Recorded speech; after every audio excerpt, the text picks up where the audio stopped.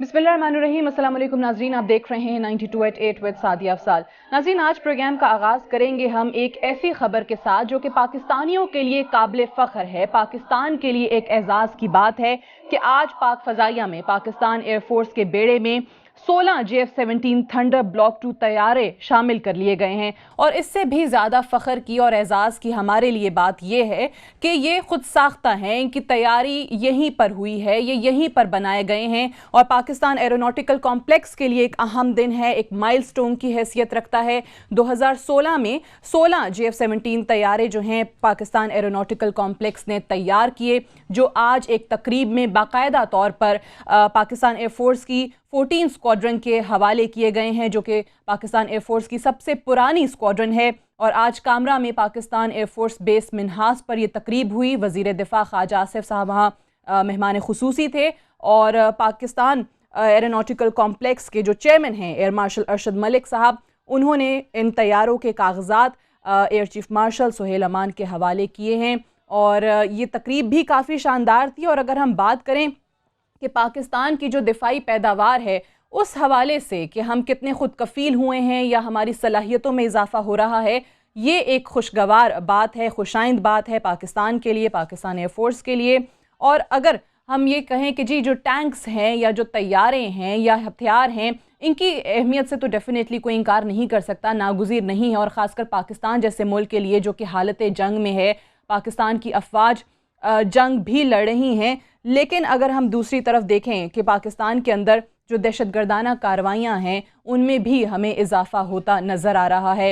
आज ही एक इंतहाई अफसोसनाक सानहा और एक ऐसी जगह पे जो कोई शायद इमेजिन भी नहीं कर सकता, सेवन शरीफ में हज़रत लाल शहबाज कलंदर के दरगाह पर ये खुदकुश हमला किया गया है।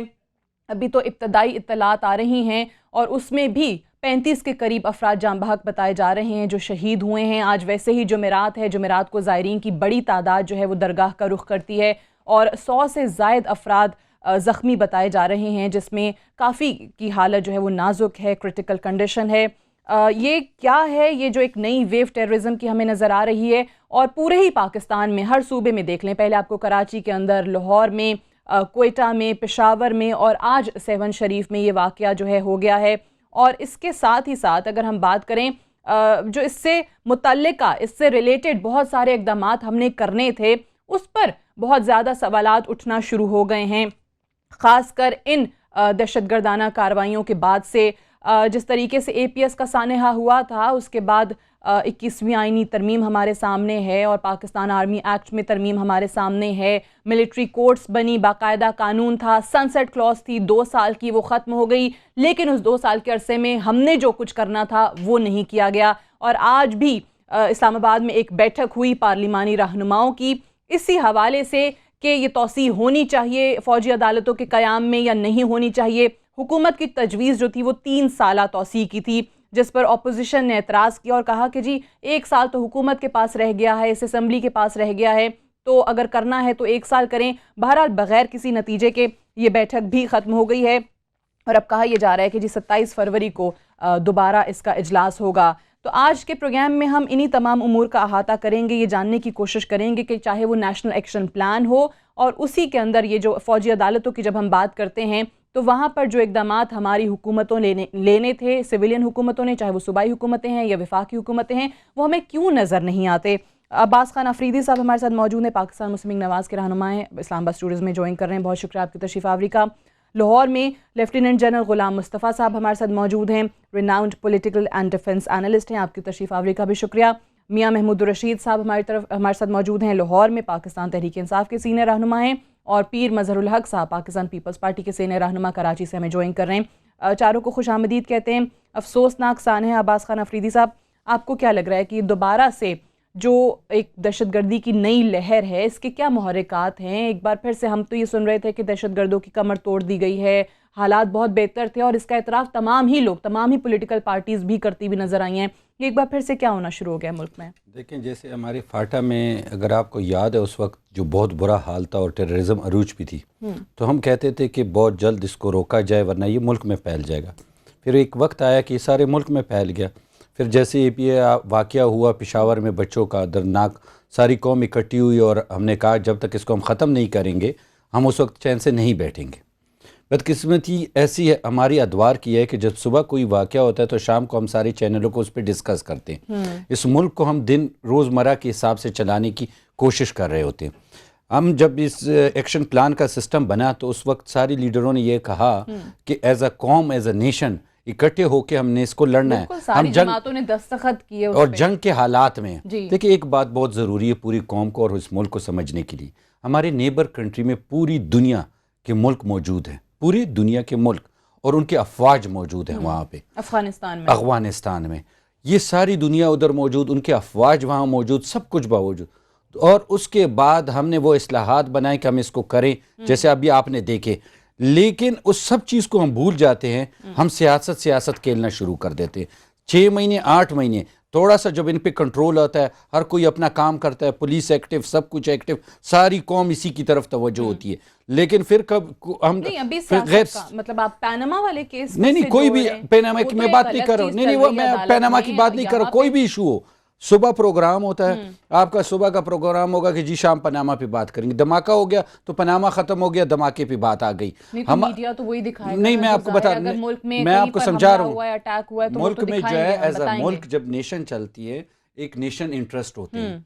नेशन इंटरेस्ट के लिए ये जो टेररिज्म है ये हमारी कौम की जंग है, ये एक सूबे की नहीं है, एक शख्स की नहीं है, ये पूरी कौम के लिए, इसको सारा कौम इकट्ठे लड़ना है। आज जब आपने कहा क्या इजलास आया था, इजलास में क्या हुआ, गवर्नमेंट ने कहा 3 साल, इन्होंने कहा 1 साल आपकी गवर्नमेंट है, आप 3 साल करें जब आपकी गवर्नमेंट आ जाती है। नहीं तो गवर्नमेंट ने इन सारों को, मेरी बात सुनिए, गवर्नमेंट ने इन सारों को उस वक्त क्यों नहीं बिठाया जब पता था कि ये अब आईनी मुद्दा जो है वो खत्म होने वाली है, 2 साल खत्म होने वाले हैं। आप अपनी मीडिया चैनल पे जाएं पीछे तो आपको बहुत सी लीडरों के उस वक्त की आवाज आएंगी कि नहीं जी इसकी अभी जरूरत नहीं है। गवर्नमेंट ने इन सबको जब एंगेज किया तो हर लीडर ने कहा जरूरत नहीं है, जैसे आज का अभी अगर ये 3 साल के लिए बन जाता है, दूसरी गवर्नमेंट आती है, जरूरत नहीं है, आप खत्म कर दें, नहीं खत्म कर दें, आप चेंज कर दें, आप चेंज कर दें, आपकी गवर्नमेंट आए, आप इसको उसी टाइम कानून साजी करके फिर चेंज कर दें। अच्छा चलें, ये जो आपने बात की ना सानेहात पे, मैं पहले जनरल साहब का मौक़िफ़ इस पे जानूंगी कि ये तो एक दफ़ा दोबारा हमें जो है वो कार्रवाइयों इस तरह की इजाफा होता उनमें नज़र आ रहा है, लेकिन यहाँ पर जो बात की गई कि शायद एक इशू आता है उस पर तवज्जो, फिर दूसरा इशू आ गया, पहला छोड़ दिया, दरमियान में अधूरा और दूसरे की तरफ लग गए। यानी एक जो पूरी एक कौम की मजमुई एक सोच होनी चाहिए थी, एक यकसुई होनी चाहिए थी हमारी हुकूमतों की तरफ से, आपको वो नज़र नहीं आई है। और इसी यही वजह है कि कहीं ना कहीं हम सब भी जिम्मेदार हैं कि एक बार फिर से एक नई वेव टेररिज्म की हमारे मुल्क में शुरू हो गई है। मैं सादिया आपसे टोटली एग्री करता हूँ। 2-3 चीज़ें इसमें मेरी तरफ से आप गुजारिश कर दीजिए। सबसे पहले तो इशू ये है कि हम जब बात करते हैं कि मुल्क हालत जंग में है तो आम आवाम भी हालत जंग में है और लॉ इन्फोर्समेंट एजेंसीज़ भी किसी हद तक हालत जंग में है। क्या जो हमारे सियासी ज़ोमा हैं, जो इस मुल्क की क़यादत है, क्या वो भी हालत जंग में है? क्या हमने सब कुछ जंगी बुनियादों पर इस्तवार किया और जंग लड़ने की तैयारी की और जंग लड़ी उसमें? ये वो एक ऐसा नुक्ता है जिसको अभी तक हम समझ नहीं पाए। दूसरी चीज़ जो अभी तक हमारी सियासी क़यादत और हम लोग समझ नहीं पाए कि ये जो जंग की नौइयत है ये बिल्कुल मुख्तलिफ है। जिस दुश्मन से हम नबर्द आज़मा हैं उसके लिए ना कोई ठिकाना है, उसके लिए ना उसको लॉजिस्टिक बेस बहुत बड़ी चाहिए, ना ही वो इतना ढीला है और सुस्त है जितने हम हैं। वो बड़ा एजाइल है, डायनामिक है। हमने उसको नॉर्थ वजिस्तान में मारा, निकल के चला गया, हमारे हमसाया मुल्कों में जाके पनाह ले ली। मुल्क के अंदर जो स्लीपर सेल्स थे वो कुछ दिनों के लिए चुप कर गए। लेकिन अगर आपको याद हो, जनरल कियानी ने कहा था कि नॉर्थ वजिस्तान में हम जाएंगे, उनको क्लियर भी कर लेंगे, लेकिन वो 20 से 30% जंग हमारी ख़त्म होगी, बाकी 60 से 70% जंग हमें अपने शहरों में और गलियों में लड़नी है। क्या उसके लिए हम तैयार हैं? बिल्कुल। ये वो नुक्ता है जो हमें अब तक समझ नहीं आया। अगर आप देखिए, चाहे वो कौमी सतह पर ले लीजिए, सूबाई सतह पर ले लीजिए, एक तो जो भी हमारे इक़दामात हैं बेरब्त हैं, उसमें कोई आपस में कोऑर्डिनेटेड एफर्ट नहीं है। कभी हम सदर्न पंजाब की बात करते हैं, कभी ईस्टर्न पंजाब की बात करते हैं, कभी कराची की बात करते हैं, अंदरून सिंध की बात करते हैं। तो हमारे लिए हर जगह का टेररिस्ट मुख्तलिफ है। हर सियासी जमात जो जहाँ पर भी हुकूमत में है उसकी अपने मफादात के लिए उसका टेररिस्ट और तरीके से उसको वो देखते हैं सारा, जिसके नतीजे में इस वक्त जो अफरा तफरी आपको नज़र आ रही है या जिस यकजहती की जिसकी आप बात कर रही थी, वो यकजहती तो हमें लीडरशिप ने प्रोवाइड करनी थी और सूबाई हुकूमतों ने मिलकर एक कोऑर्डिनेटेड सारा सिस्टम ऑन ग्राउंड लेके आना था, हम उसको नहीं ला सके। चाहे आप हमारे वज़ीर-ए-आज़म साहब से लीजिए, नेक्टा को फ़ाल करना था हमने, उसको हमने फंड्स देने थे, 4 साल हो गए हैं, वज़ीर-ए-आज़म खुद उसके एग्जीक्यूटिव बोर्ड के चेयरमैन हैं, आज तक एक मीटिंग हुई नहीं, उन्होंने चेयर नहीं की, उनको पॉलिसी नहीं दे सकी। हमने एक सेंट्रलाइज्ड इंटेलिजेंस सिस्टम हमने बनाना था, हमने रिस्पांस को इतना एक्टिव करना था कि हम उसको इन दहशत गर्दों से 2 कदम आगे लेके चले जाते, लेकिन हम इस वक्त भी 2 या 3 या 4 कदम नहीं, बल्कि इस कदर पीछे हम अभी we are sitting at our heels, और वो बहुत आगे जा रहे हैं हमसे।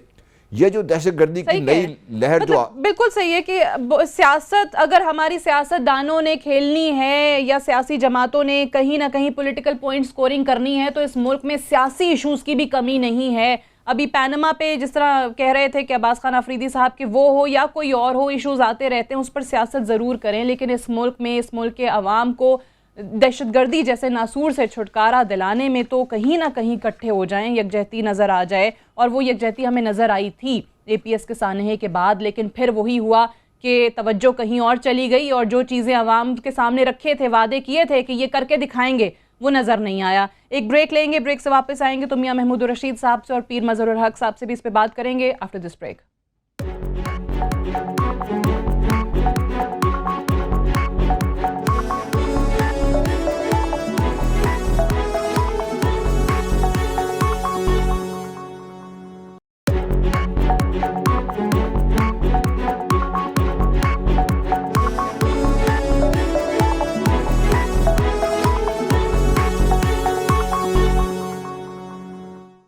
वेलकम बैक प्रोग्राम में एक बार फिर से खुशामदीद। मियां महमूद रशीद साहब से बात करेंगे। जो ब्रेक पे जाने से पहले हम बात कर रहे थे कि सियासतदान, सियासी जमातें, सूबाई हुकूमतें हों या वफाकी हुकूमत हो, इस मसले के लिए जो कि इस मुल्क का सबसे बड़ा मसला है, उसके लिए क्यों इकट्ठे नहीं होते, उसके लिए क्यों सिंसियर एफर्ट्स हमें नज़र नहीं आती हैं। आज 7 शरीफ में धमाका हुआ, इससे पहले हमने कराची, लाहौर, पेशावर, कोयटा और आज बलूचिस्तान में आवारान में भी 3 फौजी हमारे शहीद हुए हैं। और अभी ये जो 7 शरीफ वाला वाक़या, अल्लाह रहम करे, क्योंकि डेथ टोल जो है बताया जा रहा है कि मुसलसल बढ़ रहा है। तो मियाँ साहब, ये चीज़ें क्यों नज़र नहीं आ रही हैं? सियासत तो और भी बहुत सारी चीज़ों पे हो सकती है। बिस्मिल्लाहिर्रहमानिर्रहीम।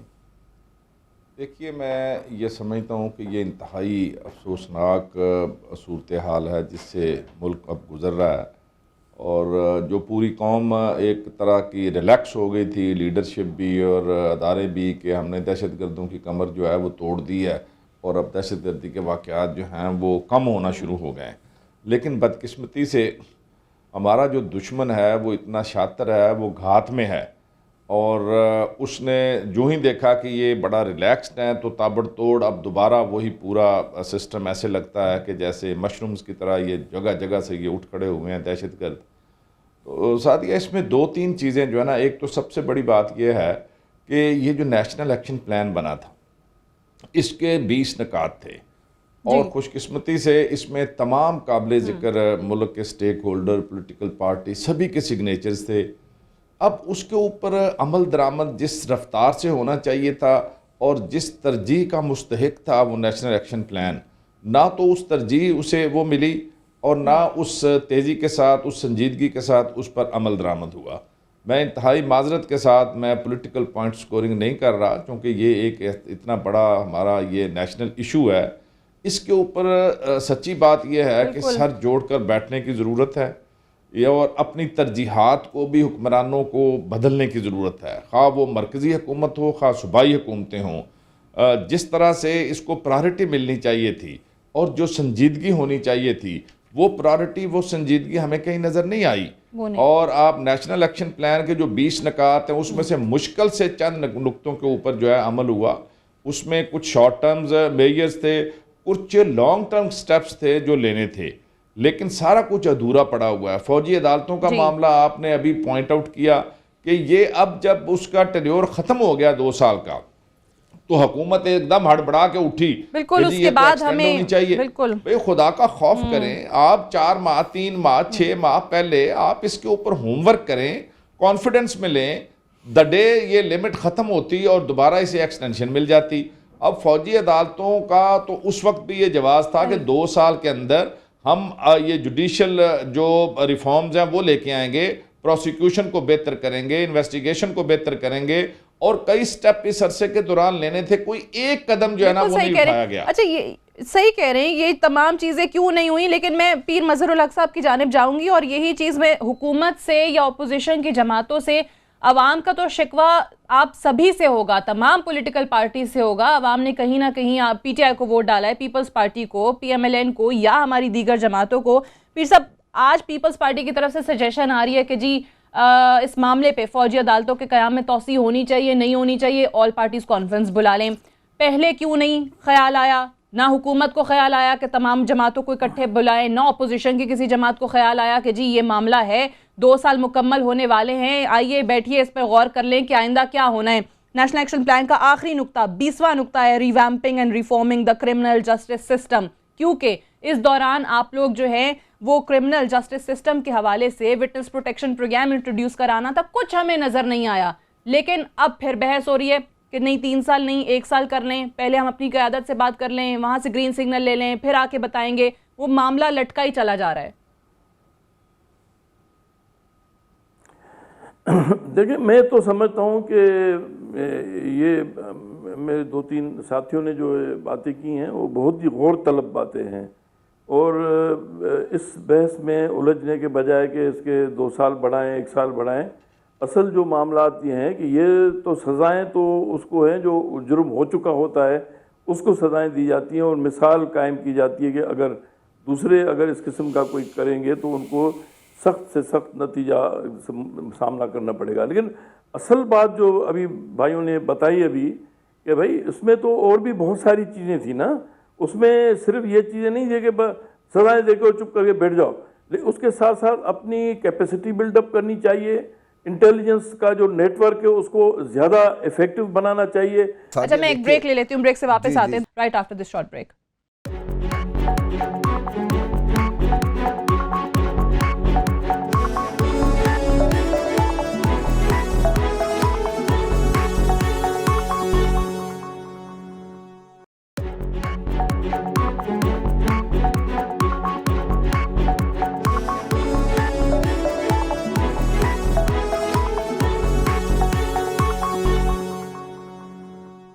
जी वेलकम बैक प्रोग्राम में एक बार फिर से खुश आमदीद। पीर साहब, आप बात मुकम्मल कर लें, उसके बाद मेरे ख्याल से जनरल साहब भी कमेंट करना चाह रहे थे, फिर उनकी तरफ भी जाएंगे। जी तो मैं ये कह रहा था कि ये मामला जो है सिर्फ फौजी अदालतों और सज़ाओं और इस पर नहीं है, जज़ाओं पे, लेकिन मैं समझ रहा था कि इसको जो नुक्ते शामिल थे नेशनल एक्शन प्लान में उन पे मुकम्मल तौर पे फेडरल गवर्नमेंट ने कोई भी पेशरफ्त नहीं की। जैसे अभी हमारे दोस्त बता रहे थे कि अभी तक कोई जिसके जो सरबराह हैं हमारे वज़ीर दाखिला, उन्होंने एक मीटिंग भी नहीं की है। तो मैं कहूँगा कि ज़रा थोड़ी सी संजीदगी की तकाजा होनी चाहिए, और सब ये एक कंसेंसस बना हुआ है, अभी तक भी है अल्हम्दुलिल्लाह। इस इशू पे तो मेरे ख्याल में कोई किसी का इख्तलाफ नहीं है, और हम लोगों ने ये जो खुशफहमियों का बार लगाया हुआ है कि बस मामला हल हो गया 2-4 सजाएं देने से, नहीं, ऐसा नहीं होगा। ये सारी दुनिया पे आप अगर नज़र डालें तो ये तुर्की, सीरिया और जो भी इस वक्त खलीजी ममालिक हैं और ख़ुद मुसलमान ममालिक, ख़ुद सऊदी अरब में काबतुल्लाह शरीफ तक को जो नहीं बख्श रहे हैं, तो आप क्यों ऐसे आप खुशफहमी में रह रहे हैं कि यहाँ कुछ नहीं होगा, या मामला दब गया, या पीठ टूट गई, या कमर टूट गई। मैं समझता हूँ कि कुछ नहीं टूटा। ये बहुत ही वो इस किस्म के ये वाक़यात जो हो रहे हैं वो थोड़ा थोड़ा इसलिए करते हैं कि ताकि थोड़ी तवज्जो इधर उधर हो जाए तो फिर वो तैयारी करें। और हम लोगों की एक साइकी है हमारे लॉ इन्फोर्सिंग एजेंसीज में भी कि हाँ भाई अभी हम कंट्रोल हमने कर लिया, लेकिन एक्चुअली कंट्रोल नहीं होता है। वो पास लेते हैं, सांस लेते हैं, थोड़ा सा अपने आप को और तैयार करते हैं, और हम इस दौरान में सब ढीले होके बैठ जाते हैं और फिर सियासत ये तो चले हम कह रहे हैं कि वो क्या क्या करते हैं, वो कहाँ रुकते हैं, कहाँ अगली प्लानिंग करते हैं, कहाँ खुद को रीऑर्गेनाइज करते हैं। बट जनरल साहब, मैं तो वही बात कर रही हूँ कि फिर हम क्या कर रहे हैं, हमारी लीडरशिप क्या कर रही है, हम आवाम को क्या बता रहे हैं, क्या इकदाम उठाए हैं। देखिए, अगर हम जब नेशनल एक्शन प्लान की बात करते हैं तो 20 नुकात पे आकर अड़ जाते हैं। 20 नुकात को इकट्ठा मिलाकर हम पढ़ें तो जो मुझे समझ आती है एक फ़ौजी नुक्ता निगाह से, तो हमने ये अहद किया था अपनी कौम के सामने कि हम अपना सब कुछ दाव पर लगाकर इस अफरीद से अपने आप को जान छुड़ाएंगे। इसके लिए जो भी करना पड़ा हम करेंगे, जिस हद तक जाना पड़ा हम जाएंगे इसमें, और अपने आप को इस कदर हम डायनामिक और इस तरह एजाइल कर लेंगे कि हम इन दहशत गर्दों से ना सिर्फ 2 कदम आगे होंगे बल्कि इनकी कुछाड़ में जाकर इनका हम गला दबोचेंगे। अगर इस स्पिरिट में आप देखिए तो हमने बहुत सारे ऐसे इक़दाम थे जो हम कर सकते थे, नहीं किए, जिसकी वजह से आज हम जब दोबारा हादसात के शिकार हो रहे हैं तो हमें ये बात याद आ रही है कि हमने ये भी नहीं किया, हमने वो भी नहीं किया। दरअसल जो स्पिरिट के लिहाज से होना चाहिए था, मुझे याद है वज़ीर आज़म का बड़ा बयान था कि मैं खुद इसको लीड करूँगा, और हम बड़े खुश थे कि वज़ीर आज़म खुद लीड करेंगे तो इंशाल्लाह इस जंग में हमारी जो सारी कौम है वो बहुत तेज़ी से आगे बढ़ेगी। तो वो 16 कमेटियाँ बना दी, 13 का एक इंचार्ज थे, हमने ना कमेटियों को आगे बिठाया ना हमने को आगे काम किया। देखिए कौम को आज फिर हमसे वही सवाल पूछती है कि हमने जब इतने जाने गवा कर, इतने शोहदा के खून पर हमने बैठ कर कसम खाई थी, आज हम फिर उसी जगह पर दोबारा क्यों आ खड़े हुए हैं। हमने इस जंग की नौइयत को समझने में इंतहाई गलती की है, और ये जब तक हम इसको समझेंगे नहीं और जब तक हमें ये समझ नहीं आएगी कि दहशत गर्द के लिए ना तो कोई जोग्राफिया है, ना इसको किसी तारीख से कोई दिलचस्पी है। उसको ये इशू नहीं है कि वो कराची में कर रहा है, 7 शरीफ में कर रहा है, लाहौर में कर रहा है, उसको जहाँ भी मौका मिलेगा वो करेगा। लेकिन हमने अपने आप को मुख्तलिफ किस्म के खौफ के दायरों में, मुख्तलिफ सियासी मुफादात के दायरे में बांध के रख दिया है। हमने अपने आप को किस तरीके से तैयार किया इस जंग, बिल्कुल ये जंग लड़ने के लिए, जिस तरह आपने कहा ना कि अभी वज़ीर आज़म साहब ने कहा था कि मैं खुद लीड करूंगा, तो आज अब्बास खान अफरीदी साहब, वज़ीर आज़म साहब ये भी बात कर रहे थे कि 7 शरीफ पे जो धमाका हमला है वो पाकिस्तान पर हमला है। APS के बच्चों का नाम लेकर उन्होंने कहा था, मुझे याद है कि जी ये मेरे बच्चे थे और अब हम इस कौम के मजीद बच्चे शहीद नहीं होने देंगे। आज 7 शरीफ में इस कौम के मजीद बच्चे भी शहीद हुए हैं। तो वाकई में फिर हम कर क्या रहे हैं? आप बात बहुत अच्छी कर रही हैं।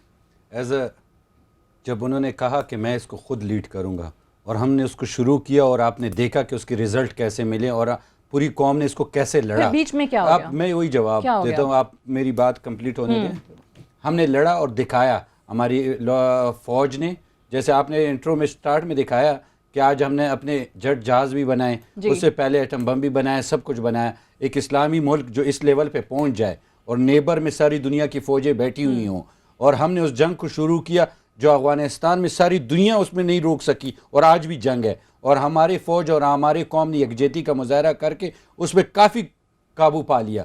उसके बाद अगर कुछ लोग उठ के ये कहना शुरू कर दे माशरे में कि हम वज़ीर आज़म को ही नहीं मानते, हम अपने कमांडर इन चीफ को ही नहीं मानते, कौम जो है इधर तितर बितर हो जाए। अभी तक हमने जंग ख़त्म नहीं हुई, जंग लड़ाई चल रही है, और आज अगर 2 धमाके हुए, ये धमाके रेगुलर, आज जो उन्होंने धमाके की जरा इसको सोचना चाहिए। तरफ कह रहे हैं ना? नहीं, मैं पार्टियों का इत्तेफाक, आज जब मीटिंग हुई गवर्नमेंट आएगी जाएगी, कोई भी आए, 3 साल है, आप कानून साजी कर लें, काबू हो चुका हो, आप इसको 1 साल में ख़त्म कर लें, 1.5 साल में ख़त्म करें, जब भी हो।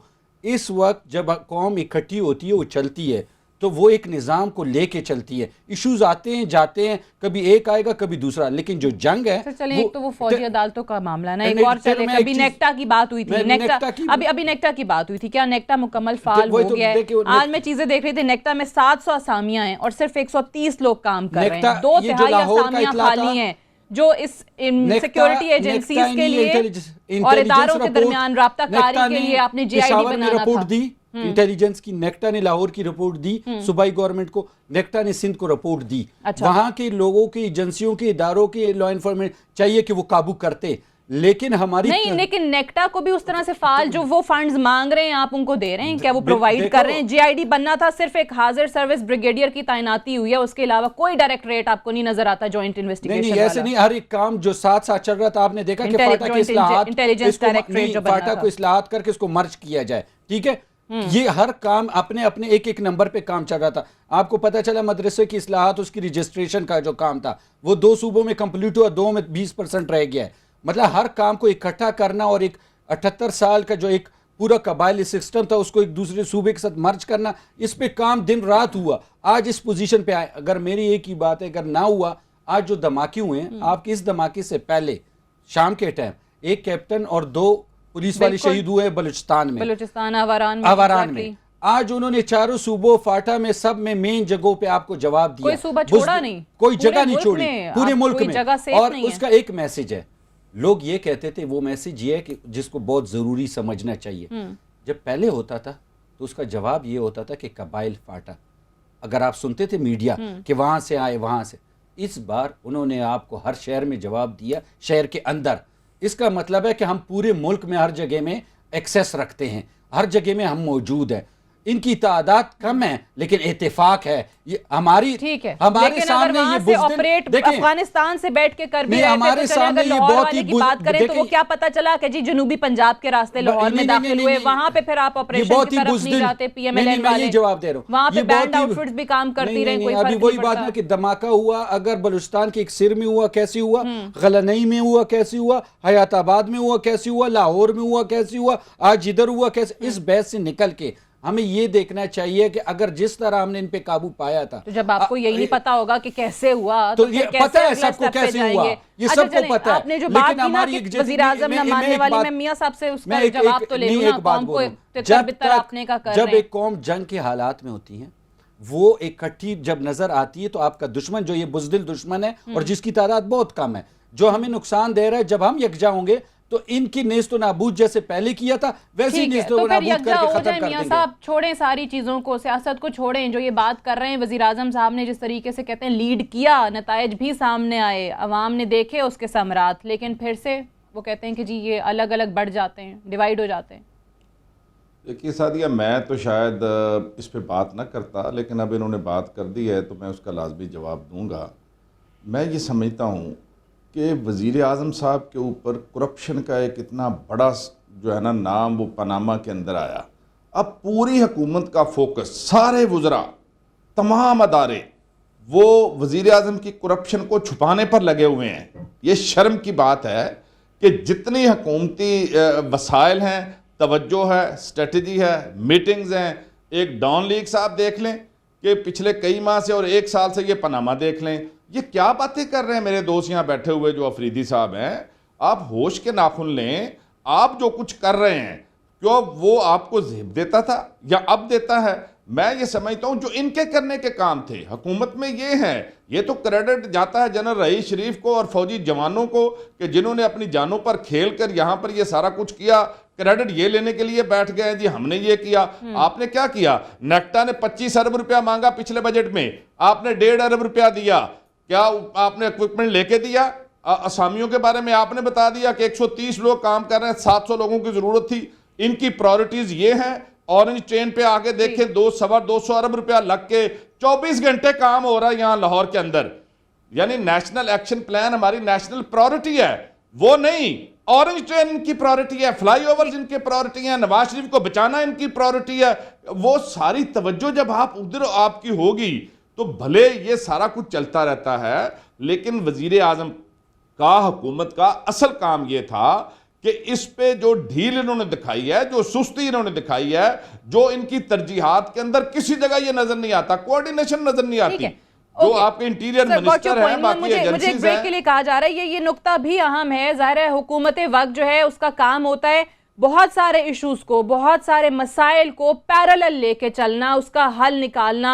ऑपोजिशन सियासत करेगी, डेफिनेटली ऑपोजिशन का काम है कहीं ना कहीं तनकीद करना जो भी उन्हें इशू मिलेगा, लेकिन हुकूमतें जो हैं वो लीड किया करती हैं। हुकूमतें जो हैं आवाम को बहुत सारे इश्यूज़ का इकट्ठे सोल्यूशन निकाल के देती हैं। यही सवाल अफरीदी साहब से भी हमने किया था। एक ब्रेक लेते हैं, ब्रेक से वापस आएंगे तो पीर मजहरुल हक साहब की जानिब इस डिस्कशन का रुख मोड़ेंगे। Stay tuned.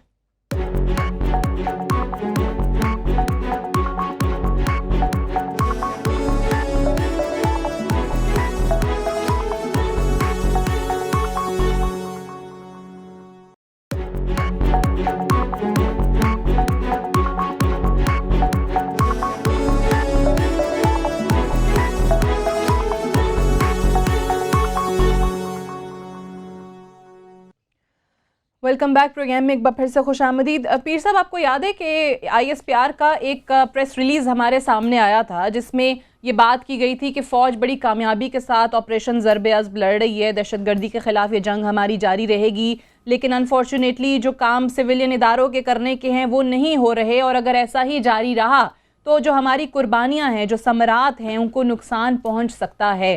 तो इस वक्त वाकई जो हमारी सिविलियन हुकूमतें हैं वो फ़ौज के किए कराए पर पानी फेर रही हैं।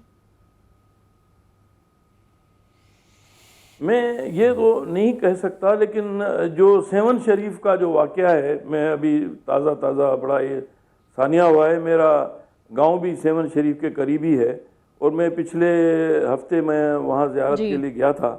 तो मुझे देख के बड़ा अफसोस हुआ कि वहाँ पर सिक्योरिटी के इंतज़ामात ना होने के बराबर थे। और ये सिर्फ औकाफ के उन गरीब मुलाजमीन और को 2-4 पुलिस वाले ये इनके हवाले छोड़ना, जबकि वहाँ ये एक वाक़या पहले भी कई मतलब हो चुका था, दरगाह को बड़ा नुकसान हुआ था, दाता गंजबख्श साईं के भी रोज़े पे धमाका हुआ था। तो वो जो सिक्योरिटी का सिस्टम है, वो जो अगर सारे इदारों को मिल के काम करना, मैं पहले भी कई मरतबा कह चुका हूँ, हालांकि उससे कुछ मेरे अपने भी साथी काफ़ी थोड़ा नाराज़ भी होते हैं, लेकिन देखिए कैपेसिटी का सवाल तो है ना अपनी जगह पे। अगर रेंजर्स और फौज के पास वो सारी टेक्निकल फैसिलिटीज़ और मौजूद हैं, तो अगर वो मिल के करते तो मैं नहीं समझता कि अब ये कि सिर्फ कराची तक महदूद करके उसको बैठने से नुकसान ही हो रहा है कि दरगाह शरीफ तो लाड़काना में भी, शिकारपुर में भी इमाम बारगाह हैं, मसाजिद, और ये सेवन शरीफ तो आपको पता है सारे पाकिस्तान का सेंट्रल एशिया का मरकज़ है। तो वहाँ पर इस किस्म का वाक़या हो जाना, आसानियाँ हो जाना, जो मैं तो उस वक्त भी डर रहा था। मैंने पूछा भी कि भाई बात क्या है भाई, कि क्यों इधर ऐसे 2-4 आदमी खड़े हो, यहाँ तो एक मरतबा वाक़या हो चुका है पहले, जिसकी वजह से दरगाह को दोबारा बड़ा बनाया गया, वसी किया गया, इतना उसके ऊपर खर्च भी किया गया, तो सिक्योरिटी तो वहाँ पर बराए नाम है। तो बहरहाल वहाँ पर कोई छोटे मुलाजिम जवाब नहीं दे सके, लेकिन मैं समझता हूँ कि इसमें भी जॉइंट एफर्ट की ज़रूरत है। ये सिर्फ पुलिस के ऊपर छोड़ना या सिर्फ प्रोविंशियल गवर्नमेंट के ऊपर ये बड़ा एक अच्छा, ये जो आप बात कर रहे हैं ना, ये सिक्योरिटी के हवाले से ठीक है, ये अहम नुक्ता है। मैं जनरल साहब इसी हवाले से, ये जो 20 नुकात हैं हमारे पास नेशनल एक्शन प्लान के, अब इसमें कहीं पर भी एक भी नुक्ता पाकिस्तान की पुलिस फोर्स के हवाले से नहीं है, जिसकी मजमूई तादाद जो है वो 4,10,000 है, और जो मौजू तरीन फोर्स ज़रूर समझी जाती है इस लिहाज से कि जी पाकिस्तान के हर कोने में पुलिस मौजूद होती है। लेकिन जिस तरह अभी पीर साहब भी बात कर रहे थे कि वहाँ पर खातिर खा कोई सिक्योरिटी थी नहीं जब वो गए। अभी वज़ीर आला सिंध ने फौज से मदद मांग ली है, रेंजर्स के दस्ते वहाँ पहुँच गए हैं, लेकिन पुलिस फोर्स को आप इस काबिल बनाते, उसको उनको वेल इक्विप्ड करते, वो इकदाम भी हमें नज़र नहीं आए। और बड़ी हैरत की बात है उस पुलिस फोर्स का कहीं जिक्र ही नहीं है इस नेशनल एक्शन प्लान में। देखिए, नेशनल एक्शन प्लान की पहले मैंने अर्ज़ किया था कि एक स्पिरिट थी इसमें, और ये 18वीं तरमीम के बाद काफ़ी सारे जो इख्तियारात थे वो सूबों के पास चले गए थे, और सूबे ही शायद इसमें मरकज़ के राह में रुकावट बनते रहे मुख्तलिफ औक़ात पर, और सूबों की अपनी कोताही भी बेइंतहा है इसमें। पुलिस फोर्स एक्चुअली ही वो फोर्स है जो गली महलों में दहशतगर्दी के ख़िलाफ़ सही तरीके से लड़ सकती है। कोई एक वक्त था यहाँ पे पाकिस्तान में पुलिस को हर घर का, हर इलाके का पता था कौन कहाँ पे क्या कर रहा है, कैसे रह रहा है। आज अगर आप देख लें, हमने शहरों के इंतहाई बेहंगम तौर पे हम फैल गए हैं, लेकिन हमने पुलिस की कैपेसिटी को उन चैलेंजेस का मुकाबला करने की तैयार नहीं किया है। आप कराची को ले लीजिए, चाहे लाहौर को ले लीजिए, ये इतने बड़े शहर हैं, इन शहरों की पुलिस फोर्स को ये इसको मैनेज करने का तरीक़ाकार मुख्तलिफ है लोग बाकी दुनिया में। हम उस तरफ जाने को तैयार नहीं हैं। हमारे यहाँ बार बार ये कहने पर दुख भी होता है कि हम अपने सियासी मफादात की निगहदाश्त पर तो लगे रहते हैं सारे, पुलिस को भी वहीं इस्तेमाल करते हैं, चाहे वो सिंध में है चाहे वो पंजाब में है। और जहाँ पे भी हमें दहशतगर्दी का ख़तरा होना चाहिए था, जहाँ पे हमें तैयार होना चाहिए था, जहाँ पे हमें पीछे जाना चाहिए था, वहाँ पर हम हिचकिचाते हैं। चाहे वो सदर पंजाब की बात ले लें, आप लाहौर के इर्द गिर्द के इलाकों की बात ले लें, तो पुलिस फोर्स को और पुलिस से रिलेटेड जो सिविल हमारी इंटेलिजेंस एजेंसीज थी, जिनको हमने इतना इक्विप करना चाहिए था, हमारा नेशनल एक्शन प्लान में बाहर उसका जिक्र नहीं था, लेकिन स्पिरिट उसकी ये थी कि तमाम फोर्सेस को हम इतना इक्विप कर देंगे, इतना तैयार कर देंगे कि दहशतगर्दों को कहीं पनाह नहीं मिलेगी। अब इशू ये है कि हमने दहशतगर्दों को, देखिए जो रिसेंट जो हालात हैं, इनके सबसे जो डेंजरस पहलू हैं दो वो हैं। एक तो उन्होंने चैलेंजेस किए हैं, उन्हें बाकायदा वार्निंग दी और उन्हें कार्रवाई कर दिखाई इस पर, और किसी हद तक कामयाबी रहे, और मुल्क में दोबारा खौफ व रास की फिजाएँ कायम हो गई। दूसरा एक बहुत बड़ा नेक्सस था, बड़ा खुल के सामने आया। जिस दिन लाहौर में हादसा हुआ उसी दिन हमने देखा कि हमारे अफगानिस्तान बॉर्डर पर भी हमारे लोगों पर हमले हुए, हिंदुस्तान ने भी हमले किए, अंदरूनी दुश्मन भी है। तो हमने ये नेक्सस को समझने में गलती की, और इस नेक्सस का जो मरकज़ है वो हमारे अंदर है, जो महवर है वो अंदर है हमारे अंदर। हमने इसको उखाड़ फेंकने के लिए हमें कुछ कुर्बानियाँ देनी थी। वो कुर्बानियाँ चाहे वो कुछ अशख़ास की सूरत में होती, चाहे कुछ इदारों की सूरत में होती, चाहे चंद ग्रोहों की सूरत में होती, हम उससे हिचकिचा गए हैं। देखिए, आप पुलिस को किस हद तक तैयार कर लेंगी? पुलिस को भी लीड करने के लिए हमारे सियासी क़यादत को तो काम करना पड़ेगा। तो हिचकिचाहट की वजह भी फिर कहीं ना कहीं ठीक है, कोई ना कोई मसलहत आड़े आ जाती है। अफरीदी साहब, क्या फिर वाकई हम ये सिर्फ मुज़म्मती बयानात से और रिपोर्ट तलब कर लेने से और नोटिस ले लेने से आगे बढ़ पाएंगे? देखें, इस वक्त कोई भी पार्टी अपोजिशन में नहीं है, हमें ज़रा ही समझना चाहिए। जितनी भी पार्टियां हैं जो फेडरल में अपोजिशन है, तो एक एक सूबे में उनकी गवर्नमेंट है। नेशन एक्शन प्लान जो है खाली फेडरल इस्लामाबाद का नहीं, पूरे सूबों के साथ मिल के है। सारे मुल्क का नेशनल एक्शन प्लान है। सूबों की अपनी रिस्पॉन्सिबिलिटी है, फेडरल गवर्नमेंट की अपनी रिस्पॉन्सिबिलिटी है। आज उनका मैसेज क्या था कि सूबों को भी है, फेडरल को भी है, पूरे मुल्क को जवाब दिया है उन्होंने पिछले 2 दिनों में।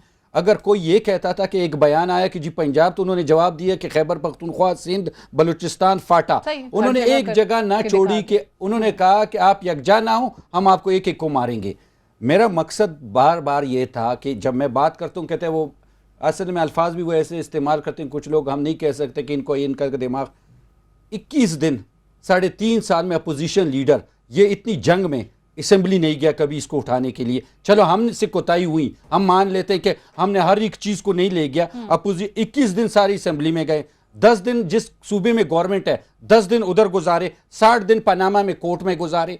आया ये मुल्क इसलिए है, ये सूबे की गवर्नमेंट इसलिए मिली है कि ना उधर आप लॉ एंड ऑर्डर देख रहे, ना आप असेंबली में जा रहे कि आप गवर्नमेंट को जो है प्रेशराइज करें कि एक्शन प्लान पे जाए, फलानी चीज नहीं। मैं एक चीज आज कि वो केपीके में नहीं कर रहे, वो तो मैं यही चीज नहीं, यही बात है कि जब तक पीएम साहब इस चीज पे हम इकट्ठे हुए, क्यों हुए? आप कहेंगे खान साहब नहीं आए, वो कहेंगे पीएम भी नहीं। आज इजलास हुआ ना, गवर्नमेंट ले गई टेबल पे, उसी टाइम ओके करते, जब इनकी गवर्नमेंट आ जाए या किसी की भी आ जाए वो फिर उसको खत्म कर देते। अगर इजाजत नहीं, जवाब ले लें क्योंकि टाइम भी थोड़ा है। जवाब ले लें, लेकिन जब तक हम इस चीज को सीरियस नहीं लेंगे, हमारे बॉर्डर्स पे साथ वाले मुल्क में जो जितनी दुनिया की फौजें जमा हैं, हमें चाहिए कि हम अपने आप को इस जंग को सीरियस लें। और मुझे यकीन है कि जो बुज़दिल दुश्मन है उसको हम बहुत जल्द खत्म कर सकते हैं। मियां साहब रिस्पॉन्ड ना। जी मियां साहब, देखिए, ये अपनी नाअहली को और नॉन सीरियसनेस को अपोजिशन के ऊपर थोपने की कोशिश मत करें।